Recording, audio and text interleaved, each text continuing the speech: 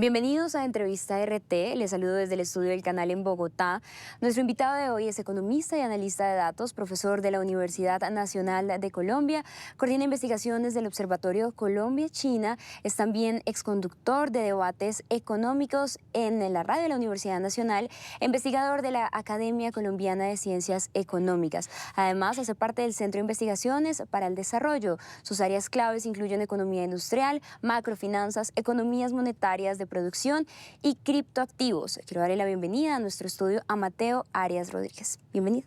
Hola Camila, ¿cómo estás? Hola, gente de RT. Gracias por tenerme. Bueno, hoy parece que vamos a hablar de temas complejos y ese es el plus de tenerte hoy aquí en nuestro estudio y es poder hacer todos esos temas que suelen ser confusos o que no le damos importancia de la economía de nuestros países y especialmente de nuestra región para entender pues cómo va a proyectar nuestro futuro financiero, pero también político. Y ahí parte mi primera pregunta un poco para hacer como una evaluación de cómo estamos.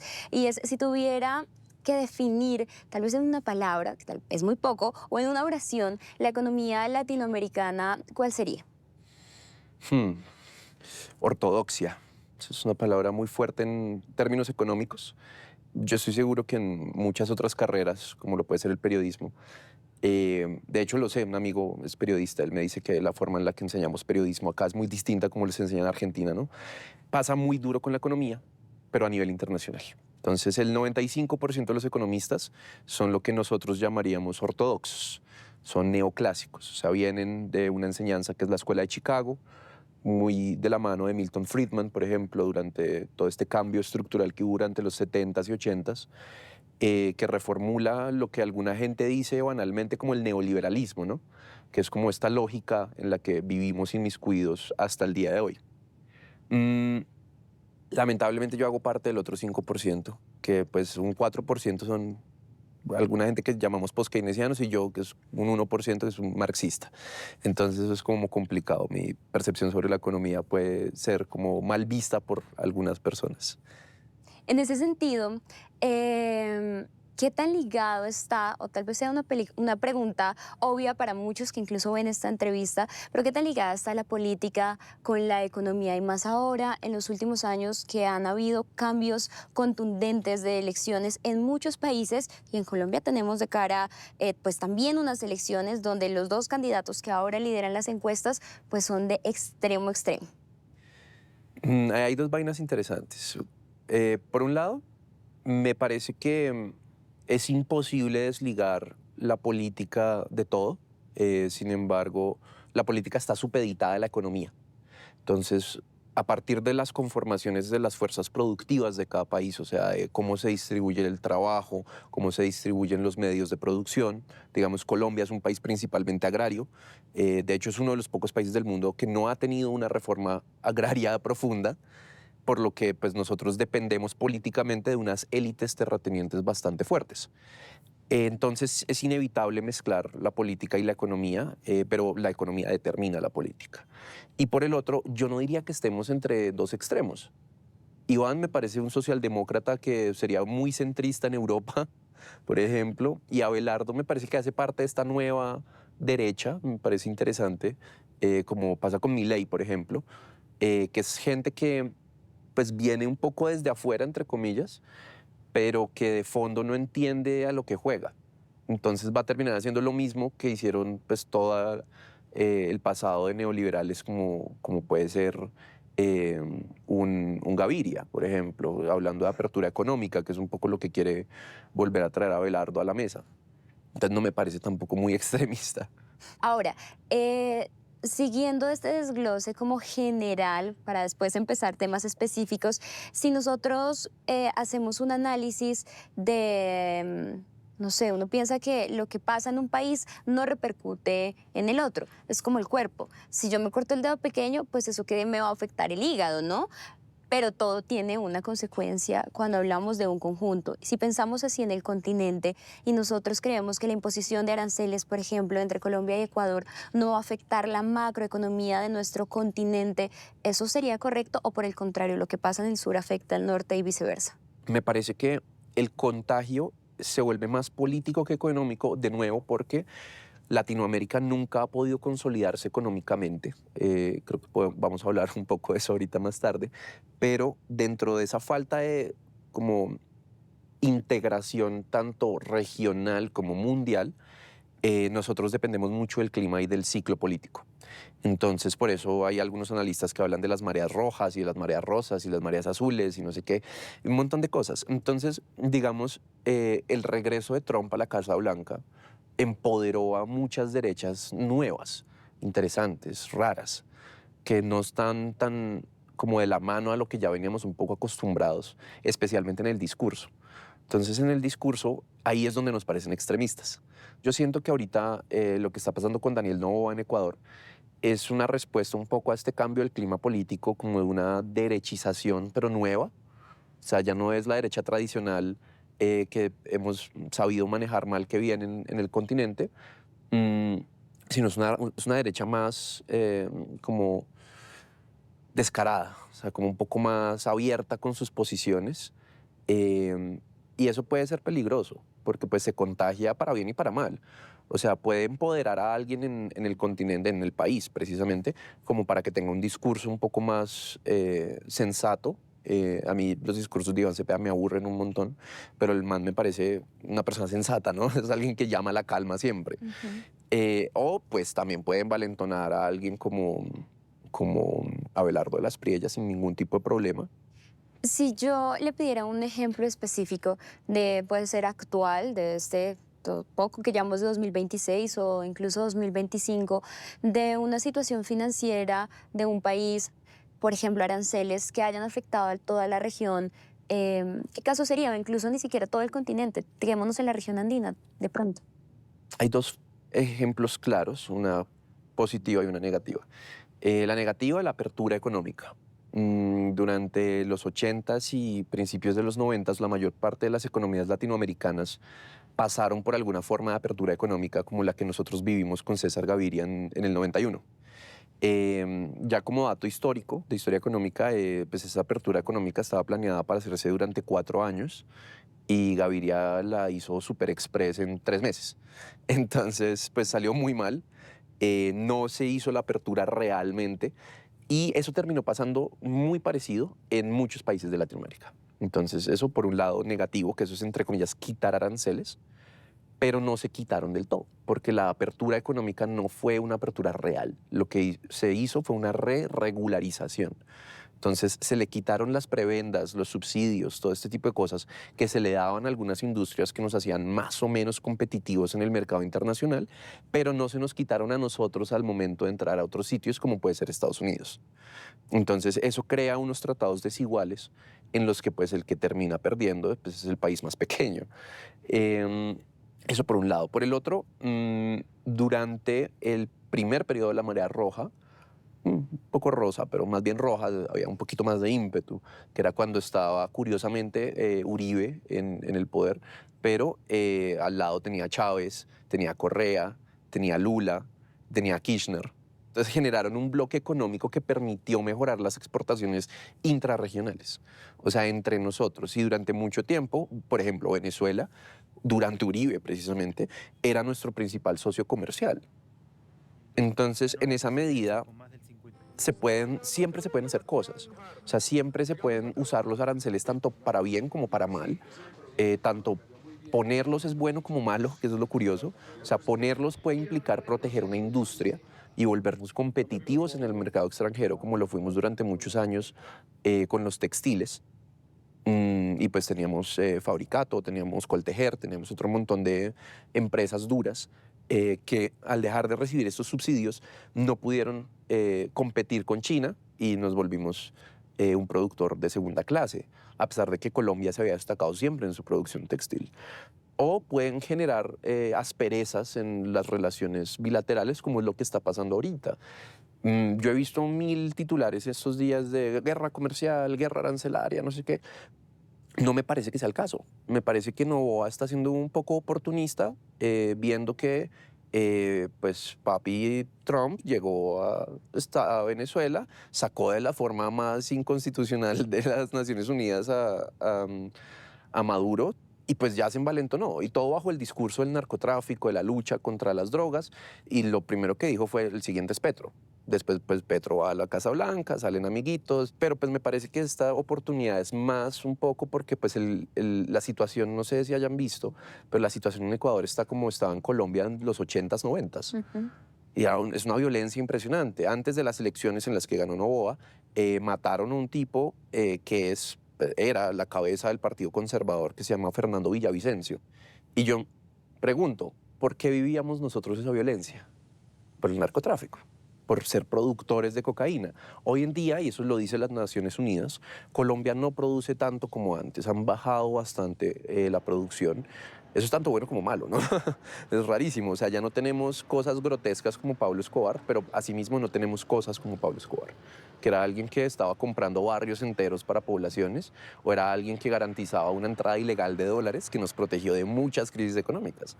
Ecuador está pasando ahorita por ese periodo. Ecuador es uno de los principales exportadores de cocaína en el continente, también productores, y eso es complicadísimo. La inseguridad en el país lleva a que una frontera muy porosa, como es la que tenemos nosotros con Ecuador, pues sea una zona bastante caliente, sea una zona de conflicto y de beligerancia fuerte. Entonces, él está aprovechando esta situación para no solamente ganar puntos internos, al decir, tengo mano dura, corazón grande, sino pues también de cierta forma congraciarse con algunos de los grupos empresariales que se han dejado de lado, como pueden ser los productores de petróleos. Ecuador, algo así como el 99%, o sea, Colombia es el 94%, en Ecuador es el 99% de las exportaciones son mineroenergéticas. Entonces, no es sustentable en el largo plazo para las finanzas internas de Ecuador tener un déficit comercial que es principalmente en energía con nosotros.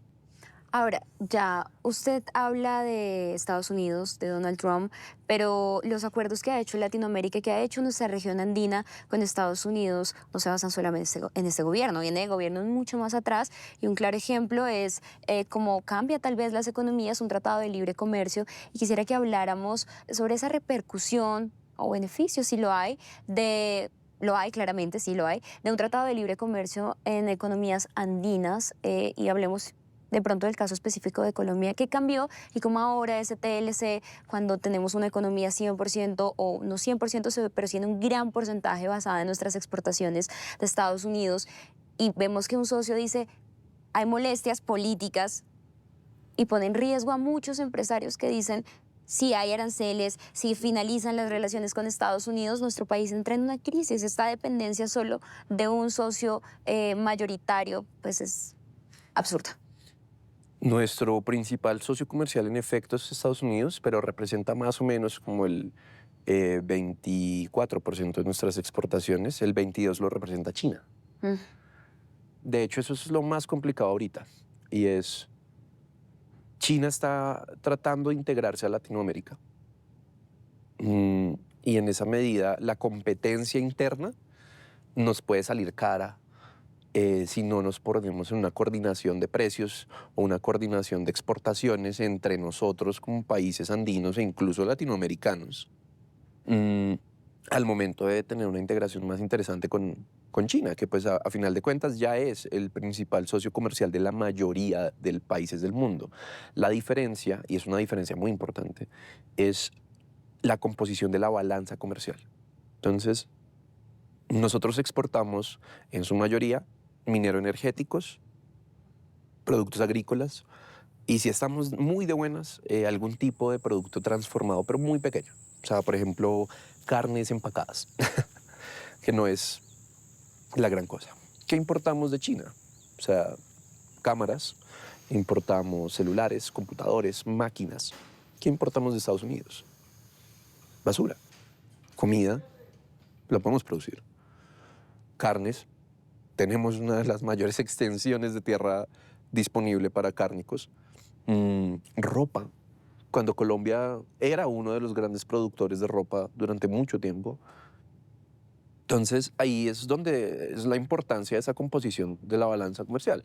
O sea, si tenemos pocas entradas de divisas, porque pues entre más primario, por llamarlo de alguna manera, sea el bien que nosotros exportamos, menos valor agregado generamos, por lo tanto menos dinero entra comparativamente, pues ¿por qué no lo estamos gastando nosotros en baratijas cuando podríamos estar importando bienes de capital que permitan aumentar las fuerzas productivas del país, tener más máquinas, tener mejores máquinas, tener lo que está pasando ahorita, llegué tarde hoy a la entrevista por el metro, ¿no?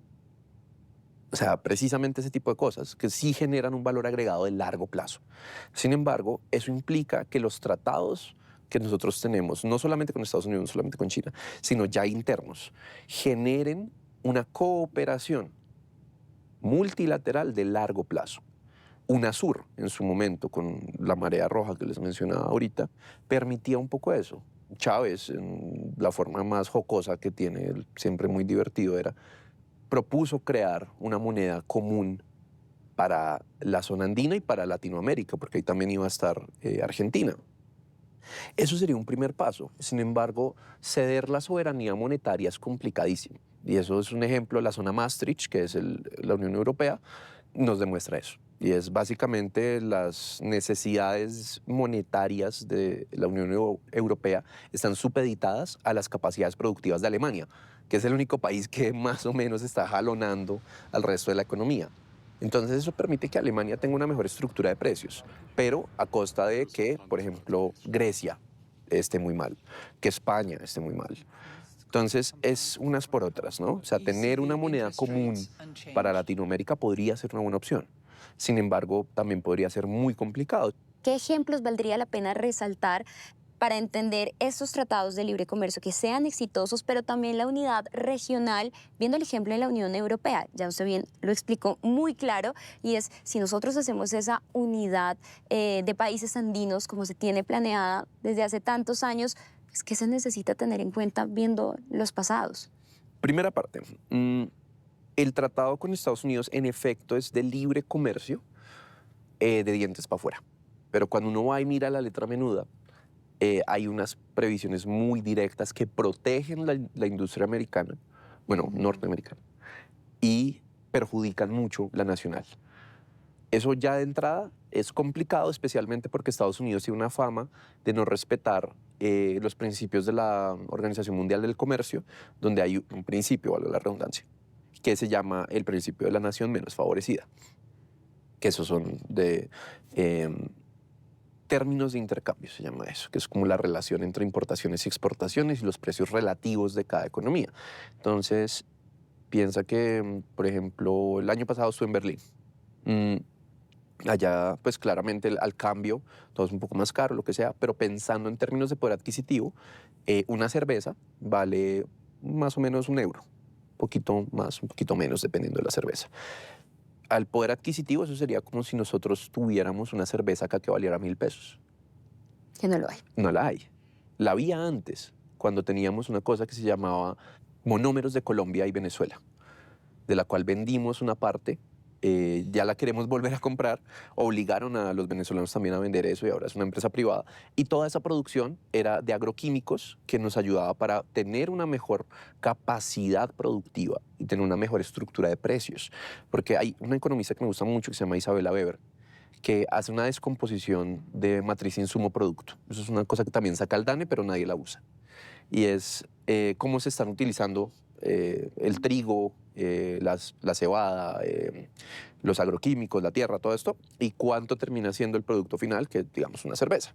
Entonces lo que ya descubre, por eso pongo el ejemplo de la cerveza, es que si tú controlas la producción de vicios, o sea, licores y cigarrillos, puedes controlar más o menos el 15% de la inflación relativa.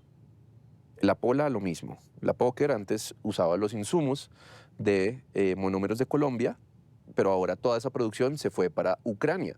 ¿Qué está pasando en Ucrania ahorita? Pues con la operación militar especial, todos los agroquímicos y toda la cadena de suministros está muy parada y tenemos una inflación relativa más alta.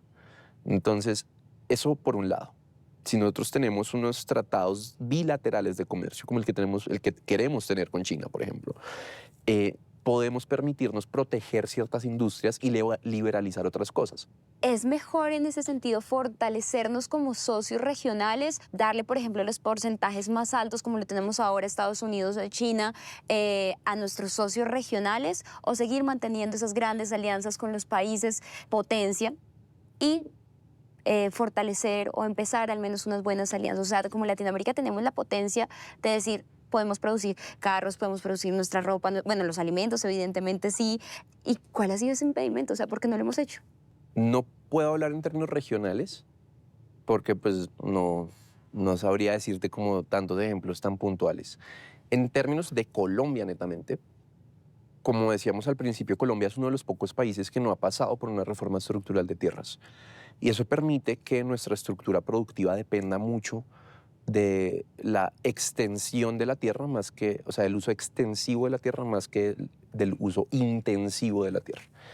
Pero al mismo tiempo, pues no vamos a poder tener grandes fábricas, no vamos a poder tener la capacidad del capital personal, o sea, el 95% de la estructura productiva del país son MIPYMES.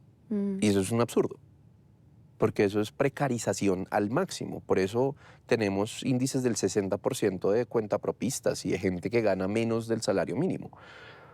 Para que un país se desarrolle necesita pasar por un periodo de gran industria, ya sea privada, ya sea pública, idealmente pública, que permita que estas ganancias del comercio se vean reflejadas en la capacidad de acumular capital, tanto monetario como físico, como simbólico, como cultural, en las personas. Colombia sigue siendo un país, a mí me encanta Colombia, pero sigue siendo un país terriblemente ignorante.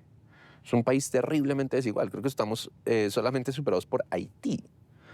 Entonces, en ese orden de ideas, lo que tenemos que hacer es empezar a cambiar ese tipo de cosas que nos ponen unas trabas muy fuertes al desarrollo. Ya con un poco más de espacio de gabela, podemos empezar a pensar qué hacer. Y va a haber otra vaina que se llama el modelo iceberg, que es, oh, sí, entre más corta sea la distancia del comercio, menos problemas va a haber, entre menos aranceles haya, pues mayores las ganancias, y en teoría sí, o sea, en el papel sí. Haciendo una grafiquita de oferta y demanda muy básica, claro. Sin embargo, el mundo es más complejo. El mundo no es esa gráfica que todos hemos visto de oferta y demanda. Entonces, al momento de empezar a pensar cómo hacer para relacionarnos, ya sea en la región o ya sea con el resto del mundo, primero tenemos que mirar para adentro. Primero tenemos que desarrollar una economía nacional que tenga algo para vender, que no sean literalmente una mata de café, una vaca y un carbón coque, sino que sea algo un poco más elaborado, gasolina, carne madurada. Ya no solamente el corte o el corte empacado, sino madurada incluso. Mateo, le pedí que empezáramos esta entrevista con definir algo tan complejo como la economía de un continente en una palabra. Y le pido que cerremos esta entrevista con un mensaje muy corto a las personas, a la audiencia de RT, que ve esta entrevista desde lo que hace, desde salir día a día, trabajar, a formar una empresa, hacer parte de una empresa o incluso mover su propia economía a través de emprendimientos o lo que sea, teniendo en cuenta que nos ven no solamente una audiencia que está aquí en Colombia con nosotros, sino en toda la región y, no sé, tal vez en otros países. Mi mensaje sería: no le crean a los economistas ortodoxos, no le crean a estos grandes empoderados de las políticas públicas que llevan 50 años dirigiendo la macroeconomía del país y que nos tienen como nos tienen. Empiecen a creerle al loquito que está ahí perdido en una facultad de economía que nadie conoce, diciendo idioteces, seguramente. Bueno, Mateo, gracias por el tiempo, por venir hasta nuestra oficina y por explicarnos lo que es simple, pero parece que nosotros no nos preguntamos esas cosas sencillas. Gracias. Gracias a ti, Cami. Gracias a todos en RT. Un abrazo. Y a ustedes, gracias por sumarse a una entrevista más, a todo el equipo que está detrás de cámara y hace posible que llegue este contenido a ustedes. Los invito a seguir con toda la programación del canal o seguirnos en redes sociales.